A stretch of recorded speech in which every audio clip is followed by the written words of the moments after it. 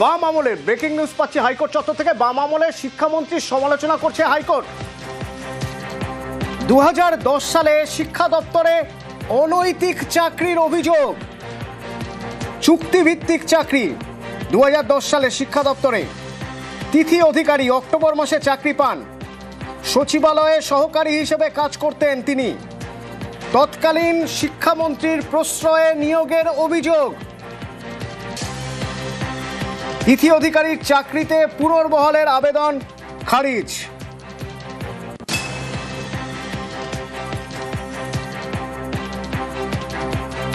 দু সালে শিক্ষা দপ্তরে চুক্তিভিত্তিক চাকরিতে এবার তৎকালীন শিক্ষামন্ত্রী, বাম আমলে সে শিক্ষামন্ত্রীর সমালোচনায় হাইকোর্ট। এবং তার পাশাপাশি হাইকোর্টের পর্যবেক্ষণ, রাজ্য চাইলে এমন অনৈতিক কাজের তদন্ত শুরু করে সত্য উদ্ঘাটনের পথে হাঁটতে পারে। বিচারপতির এক্ষেত্রে পর্যবেক্ষণ, এইভাবে সরকারি কোষাগারের টাকা অনৈতিকভাবে বিলি করা যায় না। তৎকালীন শিক্ষামন্ত্রীর বিরুদ্ধে তদন্ত শুরু করার সবুজ সংকেত বিচারপতি রায় চট্টোপাধ্যায়ের।